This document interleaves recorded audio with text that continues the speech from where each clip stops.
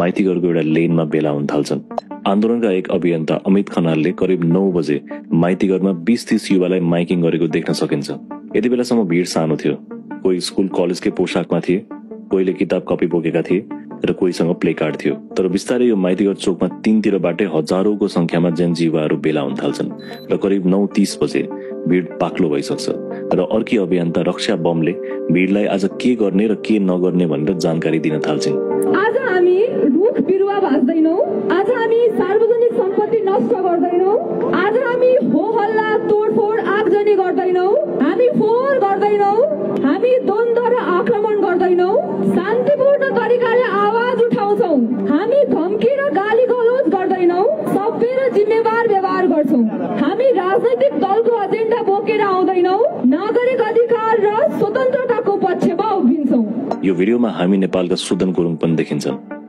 समय 10:30। माइतीघरमा भिड झन्झन बढ्दै थियो र अमित पनि त्यो भिडमै सामेल थिए। आन्दोलनको प्लान सिम्पल थियो, माइतीघरबाट मार्च पास गरेर एभरेस्ट होटल नेरको प्रहरी ब्यारिकेडिङसम्म पुग्ने र त्यहाँबाट फेरि फर्केर पुनः माइतीघरमा आएर शान्तिपूर्ण प्रदर्शन गर्ने। त्यही बीचमा माइतीघरमा रहेको भिडलाई एउटा संकेत आउँछ, बानेश्वरतर्फ अगाडि बढ्नु। समय 10:52। भिड बबरमल लिएर पुग्दै गर्दा कसैले नेपाल टेलिकमको कार्यालय नजिकको बिजुलीको पोलमा तत्कालीन प्रधानमन्त्री केपी शर्मा ओलीको तस्विर देख्छन् र यो तस्विर देखेर केही युवाहरू पोलमा चढेर तस्विर निकाल्न थाल्छन्। यही क्रममा प्रदर्शनको बीचमा रहेको सेतो गाडीमा रक्षा बम र अमित लगायतले भिडलाई आक्रोशित नहुन आग्रह गर्छन्, तर पोलमा चढेका युवाले ओलीको पोस्टर च्यात्छन् र तल झारेर कुल्चिन थाल्छन्। भिड अब बेग्लै जोशले भरिन्छ र यो जोशले भरिएको भिड अब सिधै संसद भवनतर्फ उभिकिन थाल्छ। समय 10:57। बिजुली बजारको आर्क ब्रिजबाट अघि बढेपछि भिड झन उग्र हुन थाल्छ र तत्कालीन प्रधानमन्त्री ओली विरुद्ध चर्को नाराबाजी सुरु हुन्छ।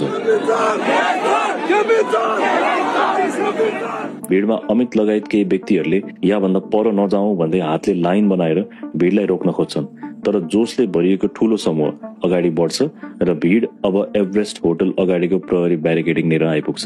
समय 11:06। आन्दोलनकारीको अग्र पंक्तिमा रहेको टोली एभरेस्ट होटल नजिक रहेको प्रहरी ब्यारिकेड अगाडि पुग्छ र एकछिन त्यहाँ अडिन्छ। ठीक यहाँबाट प्रशासनले तोकेको निषेधित क्षेत्र सुरु हुन्थ्यो। प्रहरीसँग ब्यारिकेड थियो, शिल्ड थियो र हेलमेट थियो, तर भिड यति बाक्लो थियो कि भिडले अन्ततः यसरी यो ब्यारिकेडलाई तोड्न सफल हुन्छ र अब यहाँबाट प्रदर्शन झन उग्र हुन थाल्छ।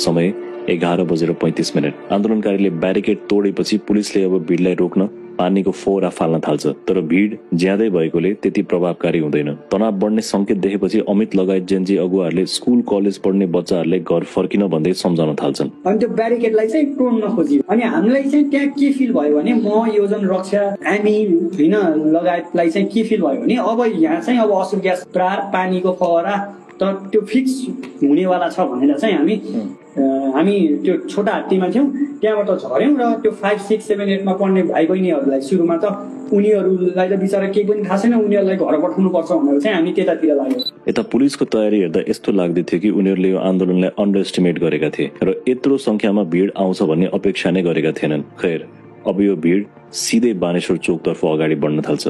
समय 12 बजे। भिड बानेश्वरतर्फ बढ्दै जाँदा केही डर्ट बाइक्सहरू अस्वाभाविक रूपले बानेश्वर आसपास आउन थाल्छ। उनीहरूले भिडलाई झन उत्तेजित गर्दै थिए र आन्दोलन अब बानेश्वरको ट्राफिक आइल्यान्ड वरिपरि आइपुग्छ।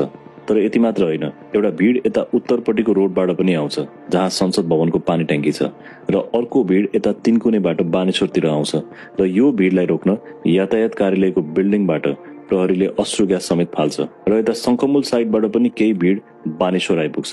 पुलिसलाई अब प्रेसर पर्न थाल्छ र भिडलाई कन्ट्रोल गर्न नसके अब यो भिड संसद भवनभित्र छिर्ने निश्चित थियो।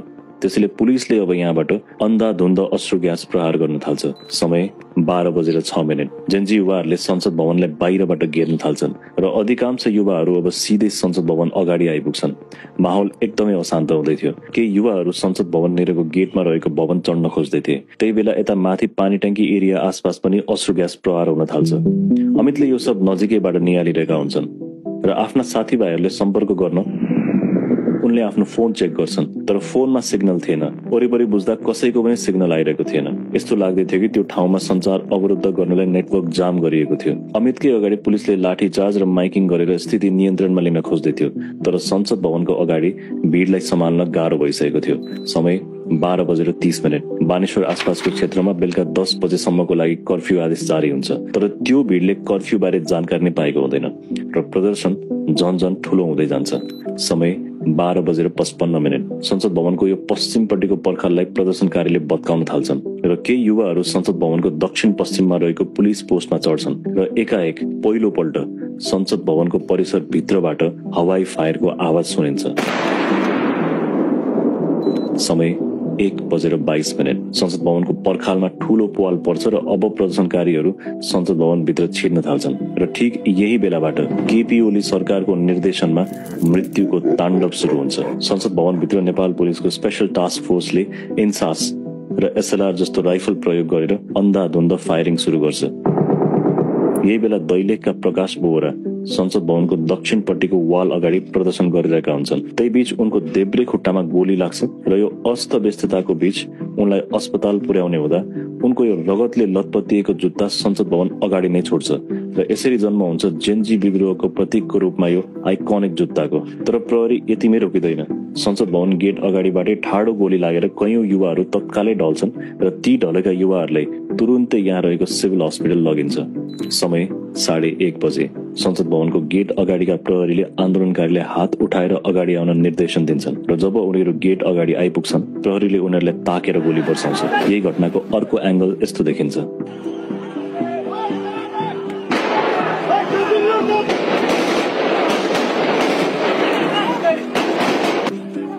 समय 1:59। बानेश्वरको यातायात विभागको ठीक अगाडि ग्लोबल कलेजमा पढ्ने विद्यार्थी श्रीयम चौलागाई पहिलोपल्ट यो भिडियोमा देखिन्छन्। श्रीयम कलेज विदा भएर आन्दोलनमा सामेल हुन आएका थिए र उनी अब यहाँबाट भिड सँगसँगै बानेश्वर चोकतर्फ जान्छन्। समय 2:15 देखि 2:30 को आसपास। बानेश्वर चोकमा श्रीयम ताली बजाउँदै आन्दोलनलाई समर्थन गरेर हिँड्दै थिए। उनले न केही तोडफोड गरेका थिए न प्रहरीसँग नै भिडेका थिए। यो भिडियोले तपाईलाई विचलित गर्न सक्छ। श्रीयमलाई दाहिने शिरमा गोली लाग्छ र स्कुल ड्रेसमा रहेको एउटा निर्दोष बच्चालाई सरकारले टाउकोमा ताकेर हत्या गर्छ। तिम्रो बाबुको हिम्मत छ भने केपीओलीलाई गिरफ्तार गर। गोलीको ट्राजेक्टरी हेर्दा उनलाई पश्चिम दिशाबाट कसैले ताकेर हानेको जस्तो देखिन्छ र सम्भवतः कुनै हाइटबाट हाने जस्तो पनि देखिन्छ।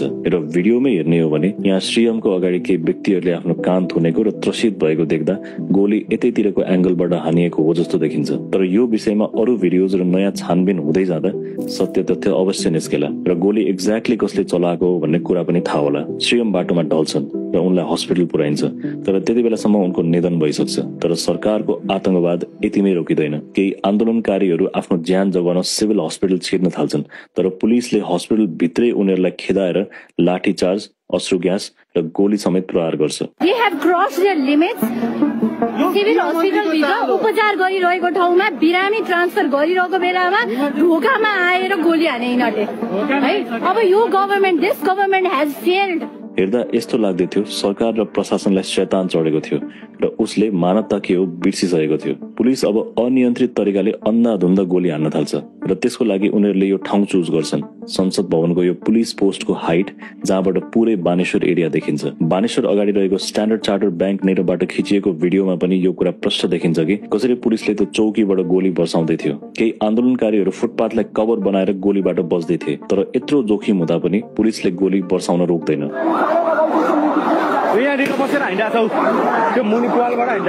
समय करिब 3 बजे। संसद भवन अगाडि रगतको खोला बगिसक्छ। भिड तितर बितर भइसकेको हुन्छ।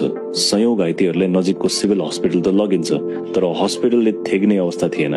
साँझ ढल्दै जाँदा आन्दोलन मत्थर भए पनि सरकार र पुलिसको आतंकवाद रोकिँदैन र भित्री गल्लीहरूमा अन्धाधुन्द फायरिङ चलिरहन्छ र चेकिङको नाममा निर्दोष यात्रुहरूलाई समेत लाठीचार्ज गर्छ। 2642 राउन्ड, म फेरि भन्छु 2642 राउन्ड बुलेट्स फायर भएको थियो भनेर प्रहरीको प्रारम्भिक रिपोर्टले भन्छ। र त्यस दिन सरकारले काठमाडौँ र बाहिर गरेर 19 जना युवाको विभत्स हत्या गर्छ। साँझ 6 बजे बालुवाटारमा मन्त्री परिषद बैठक बस्छ। देश जलिरहेको थियो, तर प्रधानमन्त्रीको घमण्ड भने रत्तीभर घटेको थिएन। उनको हाउभाउ र बोलीचाली हेर्दा लाग्दै थियो यो घटनालाई लिएर उनी धेरै संवेदनशील थिएनन् र